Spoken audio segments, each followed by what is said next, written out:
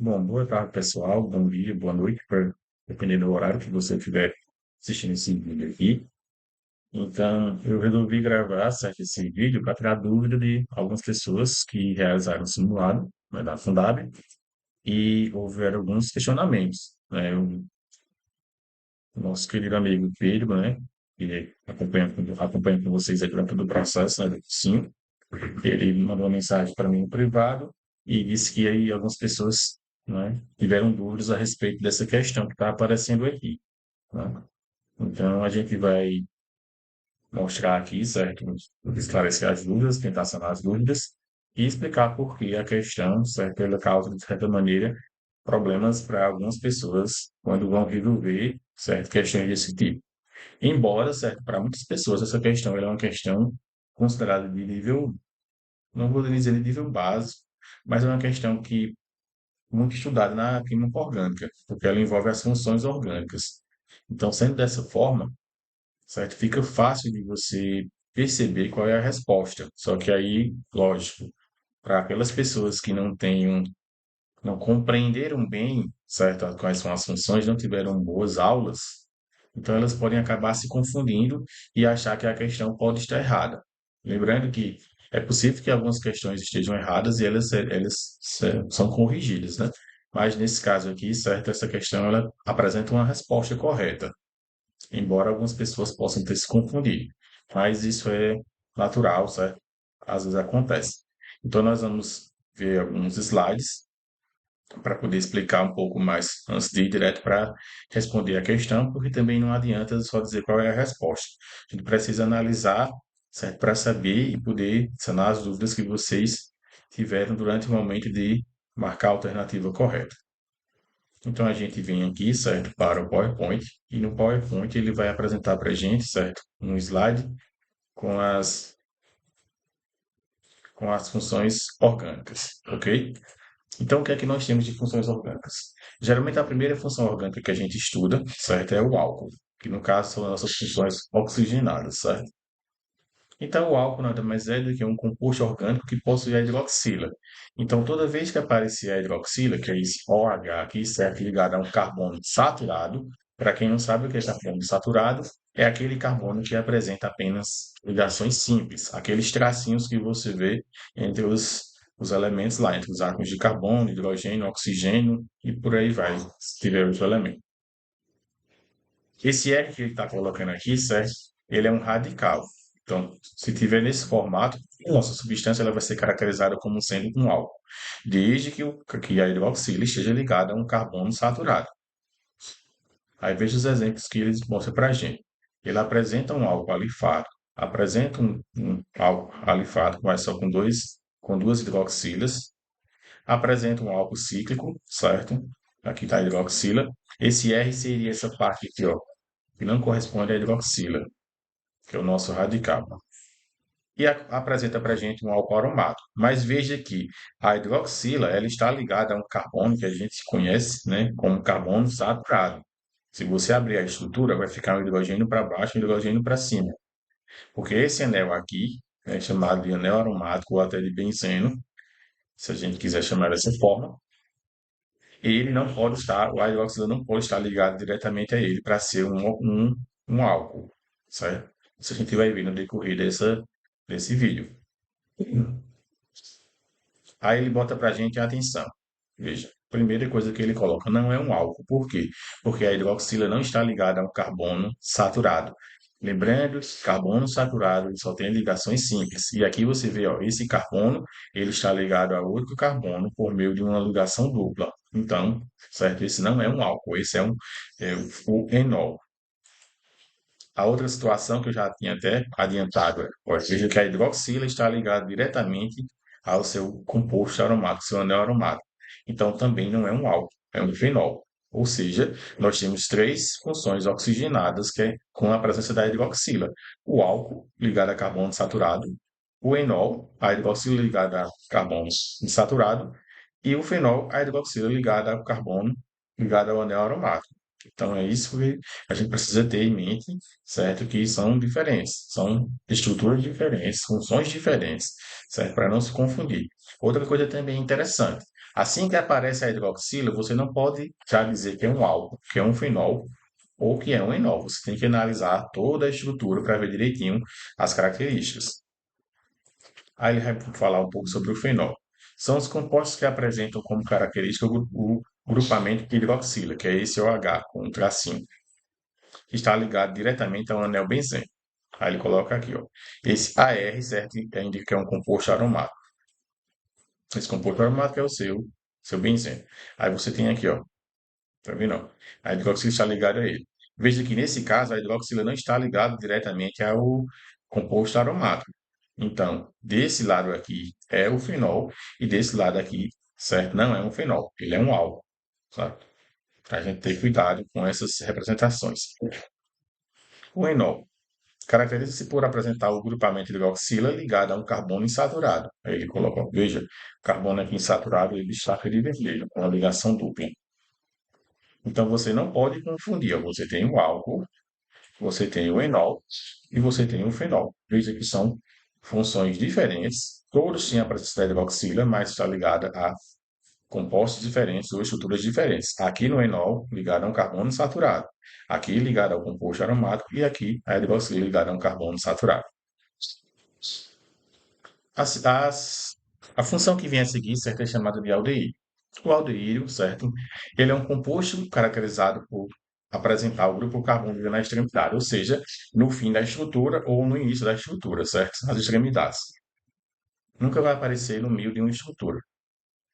Possui fórmula geral CHO-1, que é essa representação aqui, certo? Essa representação aqui caracteriza para a gente, certo, um aldeído.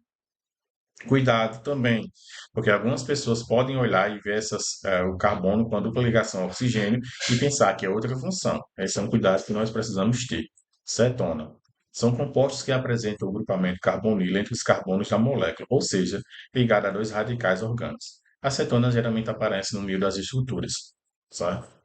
Sua fórmula geral é essa aí: carbono, com ligação com oxigênio, e vai ser as extremidades. Esse R1 e R2, certo? São radicais. Aí veja para você não confundir, ó, o aldeído e acetona. Veja a diferença. Aí se eu colocar um hidrogênio aqui, ó, onde a setinha está passando, aí não seria mais uma acetona, seria um aldeído. Então, quando eu olho para a estrutura, se eu vejo um carbono com a dupla ligação ao oxigênio, eu não posso dizer imediatamente que é uma acetona. Eu tenho que analisar toda a estrutura, certo? Para poder afirmar. Ácidos carboxílicos. Os ácidos carboxílicos, eles são compostos que apresentam o grupamento carboxila na extremidade do composto orgânico. Né? Tipo, sempre parece com aldeído um pouco e também está sempre nas extremidades. Sua fórmula geral é essa daqui, ó, CO2H ou COOH. Aí vejam, olha a estrutura dele aqui, ó.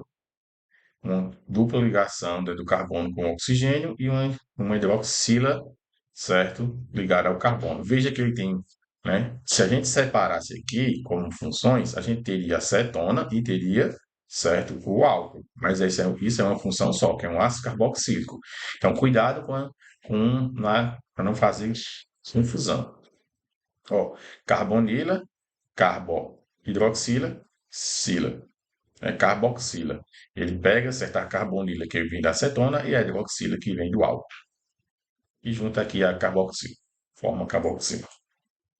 Ésteres. Quem são os ésteres? Os ésteres são compostos que derivam de ácidos carboxílicos pela substituição do hidrogênio ácido por uma cadeia carbônica. Ele parece, certo, com o álcool. Com o álcool, não, desculpa. Ele parece com o ácido carboxílico, né? Que ele está dizendo que deriva do ácido carboxílico. Aí, ó, veja, não tem mais hidrogênio. Agora vai ter um carbono. A estrutura dele é assim, ó. Veja que ele continua parecendo um pouco com acetona, mas não é cetona. Então a gente precisa ter cuidado com isso. Aí ele vai, ó, não confunda, ó, a estrutura do aldeído, a estrutura da acetona, a estrutura do ácido carboxílico e a estrutura para o éster. Então você precisa memorizar essas coisas aí para não confundir questões desse tipo. Aí tem o éter, são compostos orgânicos que possuem o átomo de oxigênio entre dois radicais orgânicos, são, portanto, as cadeias heterogêneas. Vai ter um oxigênio e entre esse oxigênio vão ter radicais, certo? Vai ter carbonos. Aí você vai ter as aminas, são as bases da química orgânica, certo? Elas são derivadas da amônia e se apresentam dessa maneira: o hidrogênio ligado ao carbono e com dois hidrogênios. Ou um hidrogênio ligado a dois carbonos, porque é uma amina secundária, aqui é uma amina primária, e aqui uma amina terciária. Veja que apareceu agora só o hidrogênio. Então, elas já são funções nitrogenadas, de certa forma. Mas também não deixam de ser funções orgânicas, certo?